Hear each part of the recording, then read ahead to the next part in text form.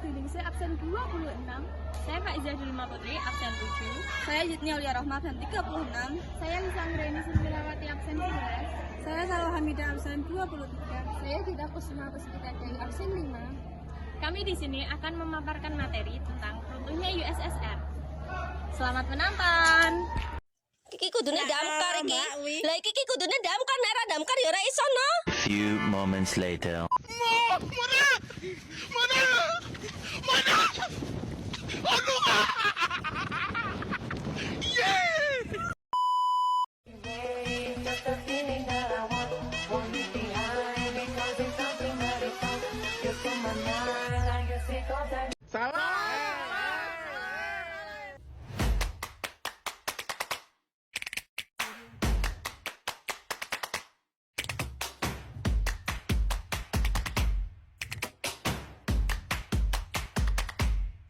USSR, United of Soviet Socialist Republics, atau sebut saja Uni Soviet. Uni Soviet merupakan negara dengan wilayah kekuasaan terbesar di dunia, bahkan menjadi salah satu negara adikuasa pemenang Perang Dunia II.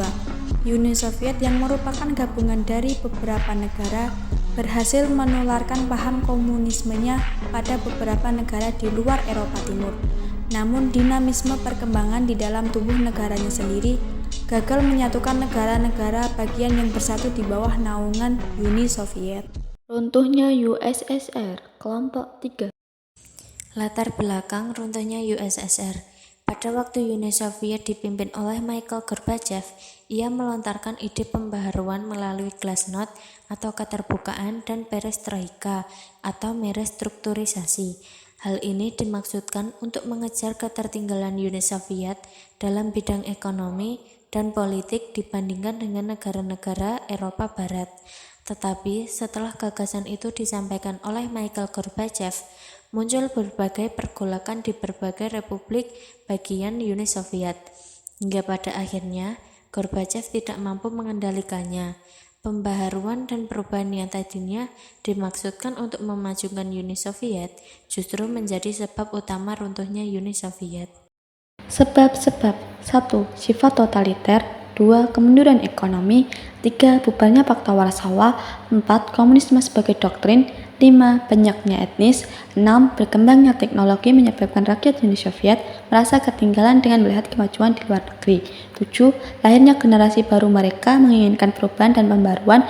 8. Kebijakan Khrushchev tentang perestroika dan glasnost bertentangan dengan komunisme. Contoh pelaksanaan glasnost di berbagai bidang. Pertama, dalam bidang politik, rakyat diberi kebebasan untuk mengkritik terhadap kebijakan pemerintah yang dianggap salah, juga boleh menyuarakan pendapat secara bebas. Kedua, dalam bidang ekonomi, rakyat diberi kebebasan untuk berusaha dalam meningkatkan kehidupannya. Hak kepemilikan sesuatu telah diakui dan perusahaan swasta diperbolehkan berdiri. Ketiga, dalam bidang sosial budaya, yaitu adanya jaminan kebebasan beragama, individu boleh menertibkan surat kabar, media massa telah bergeser dari budaya rahasia menjadi budaya terbuka, dan lain-lain. Upaya perubahan dalam politik berusaha meredakan ketegangan internasional dengan bekerja sama dengan adidaya. Gorbachev menarik tentara Uni Soviet dari Afghanistan pada akhir tahun 1988. Kemudian, beliau membebaskan Eropa Timur dari dominasi Uni Soviet, mengizinkan pembubaran Pakta Warsawa, memberi persetujuan penyatuan Jerman. Yang terakhir, beliau meninggalkan superioritas komunisme Uni Soviet.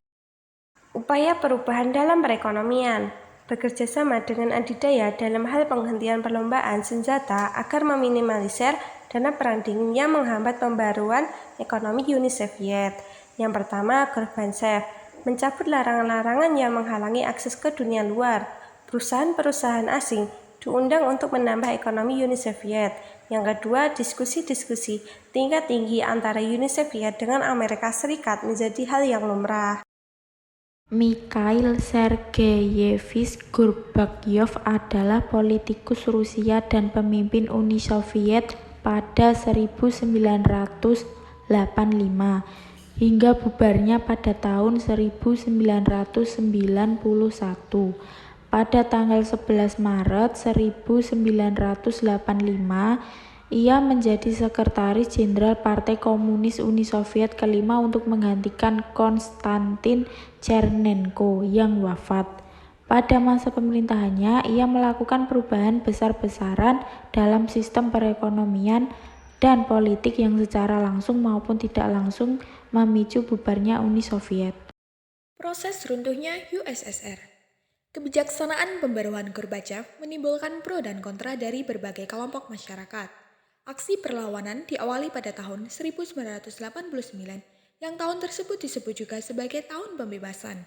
Selama tahun 1989 dan 1990, rakyat Eropa Timur memperlihatkan kebencian mereka terhadap kepemimpinan komunis dan republik yang menuntut kemerdekaan dan ingin melepaskan diri dari Uni Soviet, antara lain Lituania, Latvia, Estonia, Ukraina, Armenia, dan Moldavia.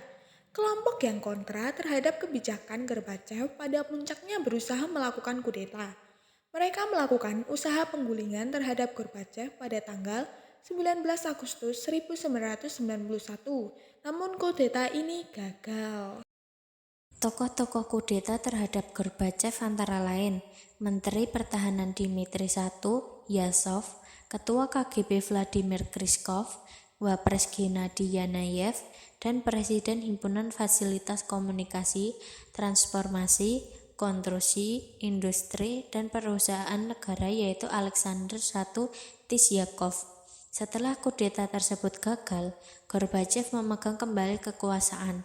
Gebrakan pertama yang dilakukan Gorbachev adalah pernyataan mengundurkan dirinya dari jabatan Sekretaris Jenderal PKUS atau Partai Komunis Uni Soviet.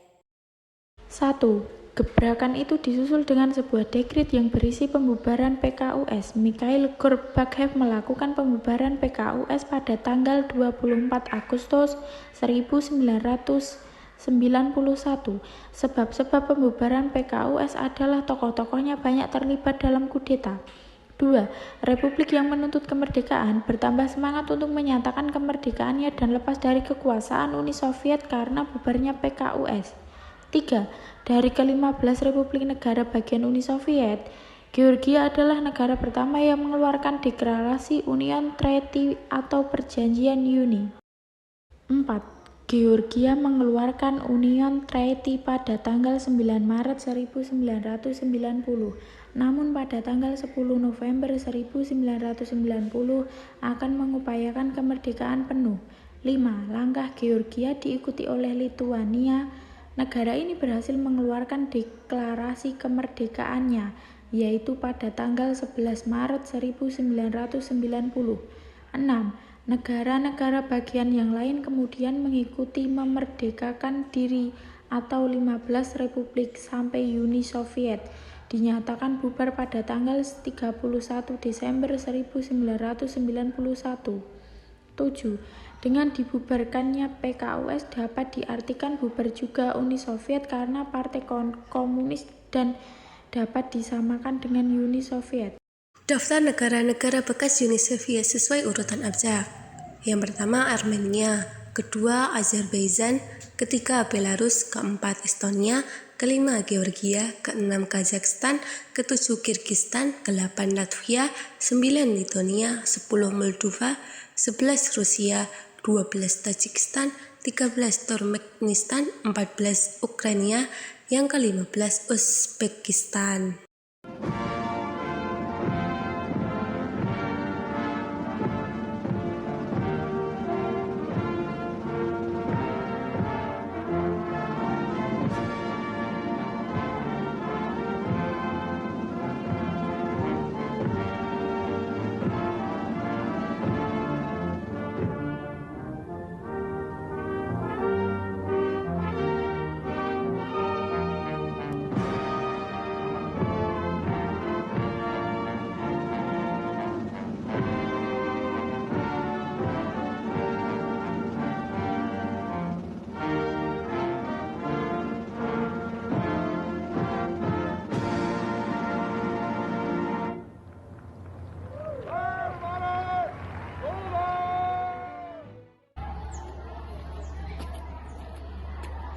Terima kasih telah menonton videonya.